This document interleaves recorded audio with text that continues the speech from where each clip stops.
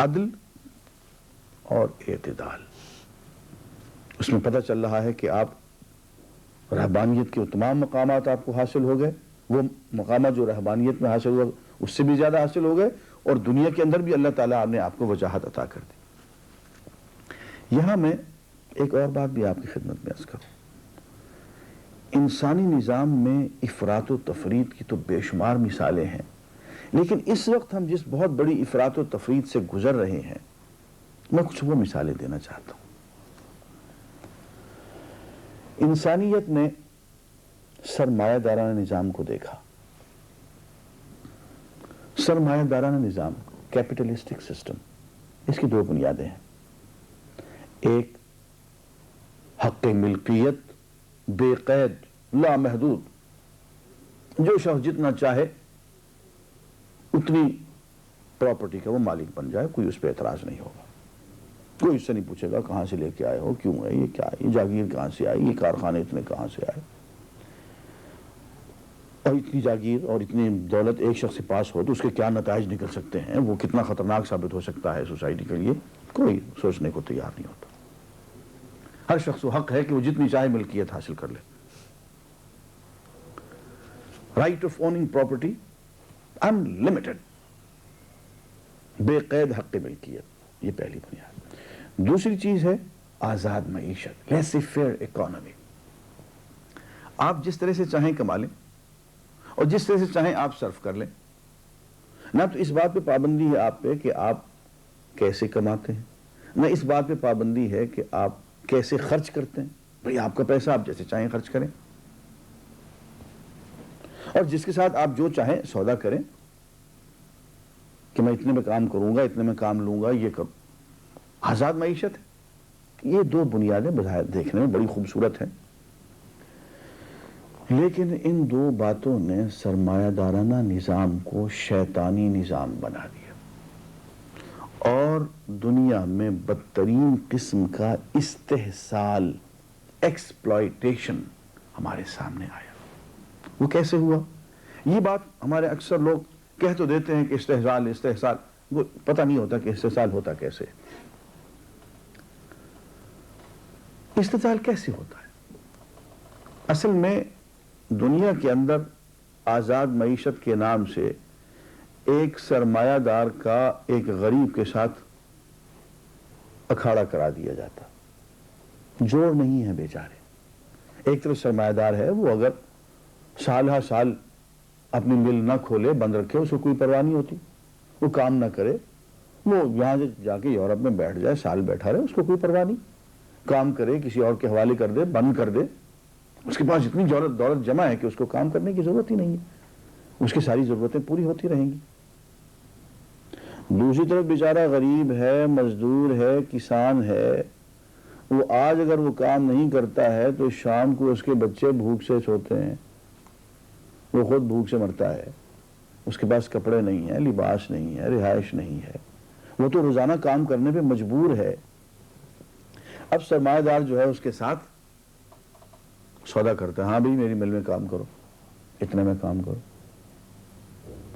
اب فرض کیجئے کہ اس کا حق 100 روپے بنتا ہے اور وہ 100 روپے نہیں دینا چاہتا. اپنے اور سرمایہ دار ساتھیوں کے ساتھ وہ ملی بھگت کر لیتا ہے، اور 100 کی بجائے وہ کہتا ہے میں تو 50 دوں گا، 40 دوں گا.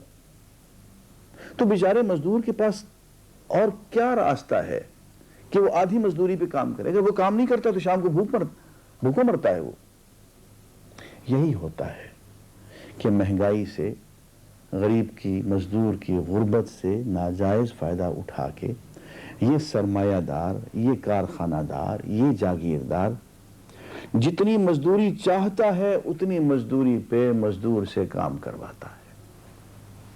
اب تھوڑا نقصان نہیں کرتا اس کا بے تہا 100 روپے اس کا حق بنتا ہے تو 20 تک پہ اس سے کام لے لیتا ہے، 20 پہ کام کرے. اور جاگیردار تو کسانوں سے یوں کام کر لیتے ہیں کہ شام کو کھانا کھا لینا، بس ٹھیک ہے، بچوں کے لیے کھانا لے جانا، کھانا، بس روٹی پانی پہ، روٹی کپڑے پہ کام ہو رہا ہے. اور بعض لوگ اور بعض کسان، بعض ہاری، وہ پشت ہاں پشت جاگیردار کے ہاں کام کرتے ہیں، سے روٹی کپڑے پہ. اب یہ دیکھیے کہ ایک شخص جس کا حق 100 روپے ہے روز کا کام کرنے کا، آپ اس کو صرف 10 روپے دیتے ہیں یا 20 روپے دیتے ہیں، تو آپ نے ایک مزدور سے 80 روپے یومیہ بچا لیے. اور اگر آپ کے یہاں 10,000 مزدور کام کرتے ہیں تو 10,000 کو ذرا 80 سے ضرب دیجئے اور پھر دیکھیے کہ آپ نے کتنا پیسہ ناجائز طور پہ اکٹھا کیا. نتیجہ یہ ہوتا ہے کہ چند ہی مہینوں میں ایک اور کارخانہ آپ کھڑا کر لیتے ہیں.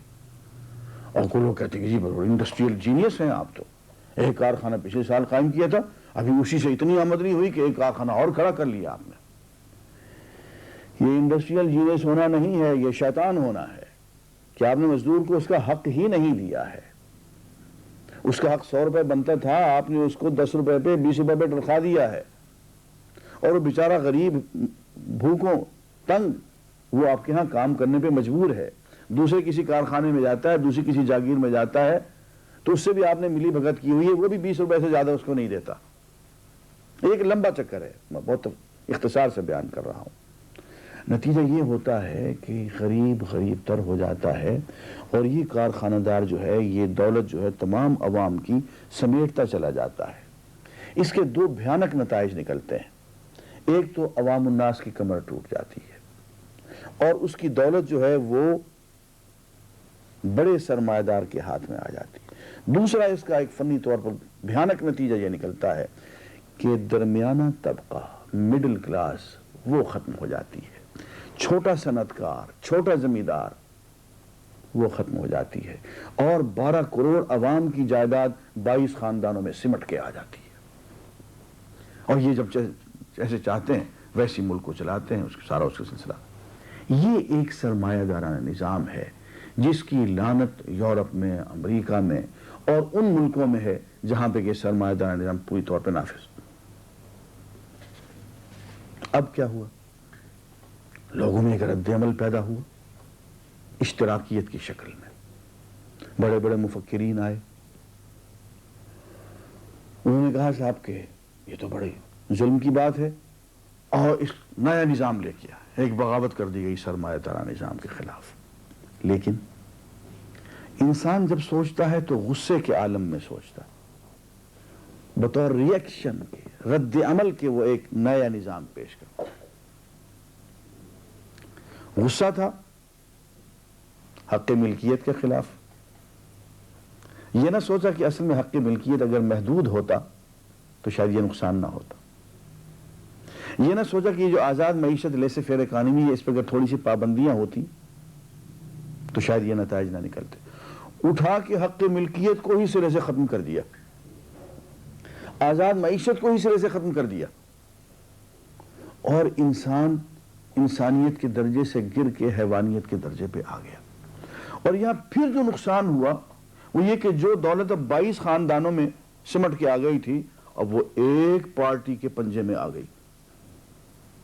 یار مجھے یہ بتاؤ، پہلے تو ان کے پاس صرف دولت تھی اور انہوں نے اتنے ظلم کیے تھے، ایکسپلائٹیشن کی تھی. اب تو ان کے پاس دولت بھی آ گئی، ان کے پاس طاقت بھی آ گئی، پولیس بھی آ گئی، فوج بھی آ گئی، عدالت اور قانون بھی سب کچھ آ گئی. یہ کیا فرشتے بن گئے کہ اب یہ کوئی خرابی نہیں کریں گے؟ دولت 22 خاندانوں کی بجائے ایک پارٹی میں آ گئی، ساری قوتیں مرتکز اس کے اندر ہو گئیں. تو یہ بدترین قسم کا آمرانہ نظام بن گیا، جو کہ آزادی کے نام سے اور قومیانہ نیشنلائزیشن کے نام سے اٹھایا گیا. اور اس میں پھر ایک خرابی پیدا ہوئی، وہی خرابی جو کہ سرمایہ دارانہ نظام میں پیدا ہوئی تھی، کہ جو چھوٹا صنعت کار ہے، جو درمیانہ طبقہ ہے، جو مڈل کلاس ہے، جو چھوٹا ذمہ دار ہے، 2-2 3-3 ایکڑ رکھنے والا، وہ پس کے رہ گیا تھا، اور دولت نکل کے ساری کی ساری ہائی اپس میں، بڑے بڑے سرمایہ داروں میں، بڑے بڑے جاگیرداروں میں پہنچ گئی. یہاں پھر مصیبت ہوئی. جو ایکسپلائٹ کرنے والے تھے وہ تو چند خاندان تھے، لیکن جب سوشلزم آیا تو اس نے کہا بھائی حق ملکیت سب کا ختم، جس کے پاس 200 مربع ہے اس کا حق ملکیت بھی ختم، اور جس کے پاس 5 ایکڑ ہے اس کا بھی ختم. اب زمین جس کے پاس 5 ایکڑ ہے اور جس نے اپنے گھر کے باہر ایک پھلواری لگا رکھی ہے، اس نے کہا یار میں کس کا استحصال کرتا تھا کہ میری زمین تم چھیننے آئے ہو. ایک کارخانہ دار ہے، چلو اس کا بڑا کارخانہ ہے، اس کے یہاں 10,000 مزدور کام کر رہے ہیں، وہ اس تمام مزدوروں کو 100 روپے کی بجائے 80 روپے دیتا ہے، استحصال کر رہا ہے، لوٹ رہا ہے. چلو اس کا کارخانہ تم نے چھین لیا، قومی ملکیت بنا لیا، بڑا اچھا کیا. لیکن یار یہ تو غریب آدمی ہے، اس نے اپنے گھر کے اندر یہ کھڈی لگا رکھی ہے. تم نے کہا نہیں یہ کھڈی جو ہے ہم لیں گے، یہ بھی. اس نے کہا یار میں نے کس کا حق مارا ہے؟ میں تو میرے گھر میں میری کھڈی ہے، میری بیوی کام کرتی ہے، میرا بیٹا کام کرتا ہے، میں کام کرتا ہوں، یہ تو نہ چھینو. آپ نے کہا نہیں ہم یہ بھی چھینیں گے. انسانی سوچ ہے نا، افراط اور تفریط ہو گئی نا. نتیجہ یہ نکلا کہ بہت بڑی تعداد میں، کروڑوں کی تعداد میں وہ لوگ مارے گئے جو چھوٹے صنعت کار تھے، چھوٹے کاشتکار تھے، جنہوں نے اپنے گھر کے باہر چھوٹی چھوٹی پھلواریاں لگا رکھی تھیں. انہوں نے مقابلہ کیا کہ ہم زمین نہیں دیتے، ہم اپنا چھوٹا سا کارخانہ نہیں دیتے. ان کو آپ نے مار دیا. کروڑوں کی تعداد. لینن نے 1.25 کروڑ کے قریب انسانوں کو قتل کیا، اسٹالن نے 1.5 کروڑ کے قریب انسانوں کو قتل کر دیا. اور یہی لوگ تھے، چھوٹے صنعت کار تھے، چھوٹے زمیندار تھے، جنہوں نے مقابلہ کیا اور مارے گئے. نتیجہ یہ نکلا کہ جو خرابی سرمایہ دار نظام میں تھی وہی کی وہی خرابی اشتراکی نظام میں بھی آ گئی، اور اس سے بدتر ہو کے. اور سرمایہ دار نظام اپنی خرابیوں کے باوجود اب بھی چل تو رہا ہے، لیکن اشتراکی نظام تو بیچارہ 70 سال سے زیادہ وقت ہی نہیں نکال سکا، وہ تو کوئی اس کی خودکشی ہو گئی. اب ان دو ایکسٹریمز، انتہاؤں کے درمیان اسلام کو دیکھیے. اسلام حق ملکیت کو تو مانتا ہے لیکن بے قید حق ملکیت کو نہیں مانتا. سوچنے کا حق ہے ریاست کو، حکومت کو، کہ اس شخص کے پاس اگر 300 مربع ہے تو یہ کہاں سے آئی ہے اور کیسے آئی ہے، اور اس کے پاس رہنی چاہیے یا اس کا کوئی بندوبست کیا جائے. حق ملکیت اسلام میں بے قید نہیں ہے. دوسری بات، یہ دیکھا جائے گا کہ ملکیت کا مصدر اور منبع کیا ہے، ذریعہ کیا ہے. یہ جاگیر جو اس کو ملی ہے کسی غداری کی عوض تو نہیں ملی ہے، دیکھنا پڑے گا. یہ سرمایہ داری جو اس نے حاصل کی ہے کسی ایکسپلائٹیشن کی شکل میں تو نہیں کی ہے، اس نے کسی بہت بڑے ظلم، کسی بہت بڑے فراڈ کے نتیجے میں تو یہ شخص سرمایہ دار نہیں بنا ہے، یہ دیکھنا پڑے گا. دوسری بات، آزاد معیشت کا جو تصور سرمایہ دار نظام میں ہے اسلام میں وہ نہیں ہے. آپ جیسے چاہیں کما لیں، ہرگز نہیں. کمانے کے لیے آپ کو طریقے اختیار کرنے پڑیں گے جو جائز ہوں گے. آپ کا پیسہ آپ جیسے چاہیں خرچ کر لیں، آپ کو بالکل حق نہیں پہنچتا ہے. آپ کو ویسے ہی خرچ کرنا پڑے گا جیسے کہ اسلام کہتا ہے. آپ اس کو شراب میں، جوئے میں، غنڈہ گردی میں، چوری میں، علل و تللوں میں، عیاشیوں میں آپ صرف نہیں کر سکتے ہیں. آپ اسراف نہیں کر سکتے ہیں، تبذیر نہیں کر سکتے ہیں. تبذیر یہ ہوتی ہے کسی ناجائز جگہ پہ خرچ کیا جائے. شراب پینا ہی حرام ہے. اب شراب پینے پہ آپ اگر 10 روپے بھی خرچ کریں گے تو حرام ہے. اسراف کیا ہے؟ اسراف یہ ہے کہ کسی ایسی جگہ پہ خرچ کیا جائے جو حلال ہے، ضروری ہے، جیسے مکان بنانا، مسجد بنانا، لیکن وہاں پہ ضرورت سے زائد خرچ کر دیا جائے حلال چیز پہ، یہ اسراف کہلائے گا. دونوں کو حرام قرار دے دیا کہ حلال چیز پہ بھی ضرورت سے زائد خرچ نہیں کریں گے آپ، اور حرام پہ خرچ کرنا تو ویسے ہی بالکل حرام ہے. تو آزاد معیشت کا تصور بھی اسلام میں ایسا نہیں ہے.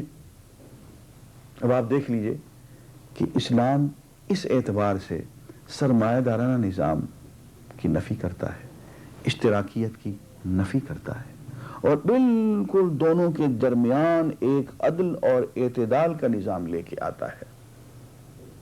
بالکل اسی طرح سے جیسا کہ اسلام جو ہے نہ تو لا بے قید جمہوریت کا قائل ہے جو مغرب کی ہے، نہ اس سلطانی نظام کو اور ملوکیت کا جس میں بادشاہ جو غلطی اس سے نہیں ہوتی، وہ جو جھک مارتا چلا جائے اس کی جھک جھک نہیں ہوتی بلکہ وہ اللہ کا حکم ہوتا ہے.